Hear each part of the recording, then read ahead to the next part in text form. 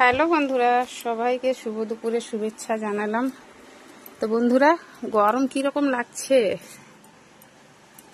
আর বলতে হবে না বন্ধুরা। গরমের কথা, দুদিন থেকে এতটাই গরম বেড়েছে, অসহ্য গরম, একদম রান্নাও করতে ইচ্ছা করে না এই গরমের মধ্যে। তো কি করব, পেট আছে যখন তো রান্না তো করতেই হবে। তো আজকে আমি কি রান্না করেছি চলো তোমরা দেখে নাও। তো এই যে দেখো, গরম গরম ভাত, আর করেছি বেগুন ভাজা।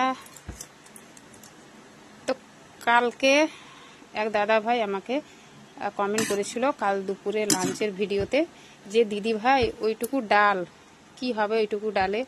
তো এই ভিডিওটা যদি সেই দাদা ভাইয়ের কাছে গিয়ে থাকে, তো আমি দাদা ভাইটাকেই বলছি যে কালকে আমি তোমার কমেন্টের রিপ্লাই দিয়েছিলাম, জানি না দেখেছো কি না।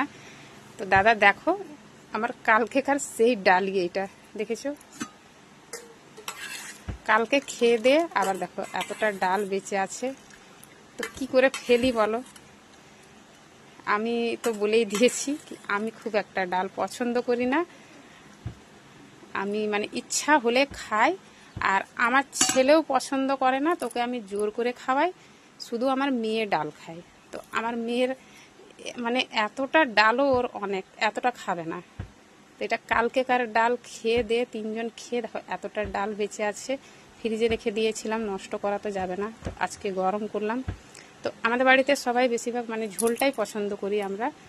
আর ঝোল যেদিন মানে হয় না, সব তরকারি তো আর ঝোল করা যায় না, তো সেদিন ডাল করতে হয়। তো শুধু মেয়ে খায় ডাল, আমিও মানে খুব কম খাই। আর ছেলেকে বললাম না, মানে আমি সঙ্গে যদি খাওয়াই তাহলে ডাল মাখিয়ে দিই তো খাই, যদি আলাদা ভাত দিলে একদম ডাল নিতে চাইবে না। তো তার জন্য ডালটা মানে আমি খুবই কম করার চেষ্টা করি।